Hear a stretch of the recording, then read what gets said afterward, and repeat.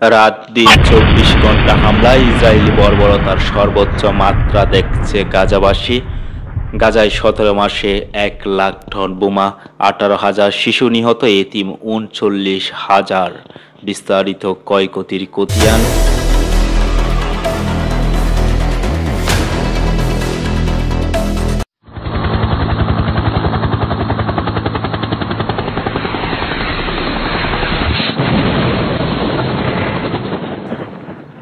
গাজায় হামলার ১৭ মাসে দীর্ঘ সময়ে সব মিলিয়ে ১,০০,০০০ টনেরও বেশি ওজনের বোমা ফেলেছে ইসরায়েল।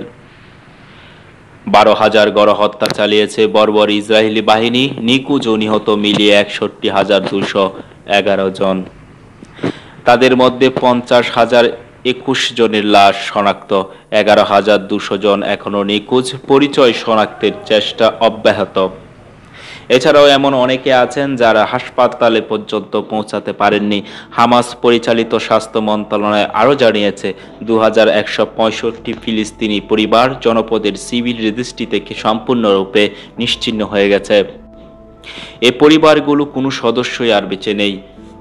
এত পরিবারকে একেবারে নির্বংশ করছে ইসরায়েলি পাষণ্ডরা, যা ৬,১৬১ জন, যাদের একটি বংশধরও আর গাজার মাটিতে নেই।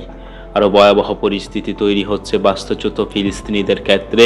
৫,০৬৪ ফিলিস্তিনির পরিবার নিজেদের বাসস্থান থেকে উচ্ছেদ হয়েছে। এখন পর্যন্ত গাজাবাসী ২২৬ বাস্তুচ্যুত শিবিরে হামলা চালিয়েছে ইসরায়েলি বাহিনী। এছাড়াও মানবিক করিডোর বা নিরাপদ জোন সৃষ্টির নামে গাজার ১০% ভূমি অবৈধভাবে দখল করেছে ইসরায়েলি বাহিনী। ২,৮০,০০০ পরিবারের মাথা গোঁজার জন্য তাঁবু ও মোবাইল ফোনের প্রয়োজন। হত্যার পাশাপাশি খাদ্যত্রাণ সরবরাহ বন্ধ বিপর্যয় সৃষ্টি করছে। পরিকল্পিতভাবে দুর্ভিক্ষ তৈরি করছে গাজায়, ফলে অপুষ্টি ও অনাহারে ৫২ জন নিহত হয়েছেন। তাঁবুতে প্রচণ্ড ঠান্ডায় ১৪ জন শিশুসহ ১৭ জন মারা গেছেন। ইসরায়েলের সুপরিকল্পিত গণহত্যা বরাবরের মতো এবারও মূল টার্গেট ছিল নারী ও শিশু। অবরুদ্ধ অঞ্চলের ভবিষ্যৎ অন্ধকার করতে এই ছক। নিহতদের ৬০%ই নারী ও শিশু। এ পর্যন্ত ১২,৩৬৫ নারী নিহত হয়েছেন, ১৪,৩২৩ জন বিধবা। একেবারে হামলার ব্যাপক প্রভাব পড়েছে স্বাস্থ্য খাতে।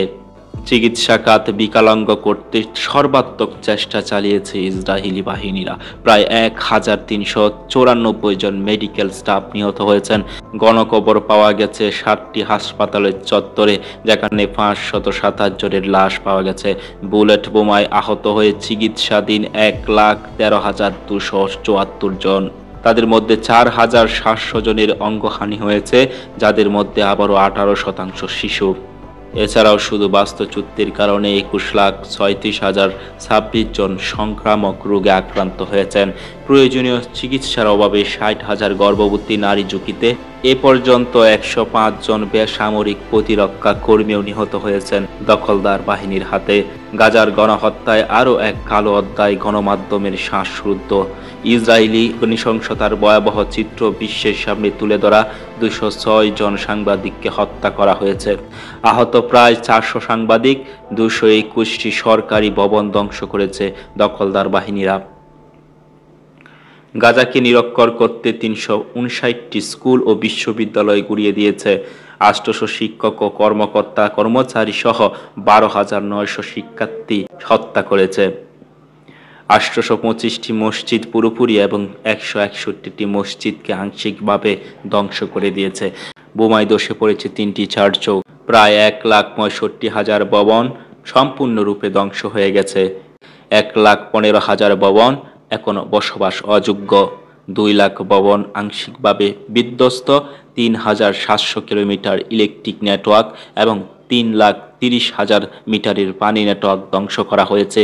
সব মিলিয়ে $৪১ বিলিয়ন বেশি ক্ষতি হয়েছে গাজায়।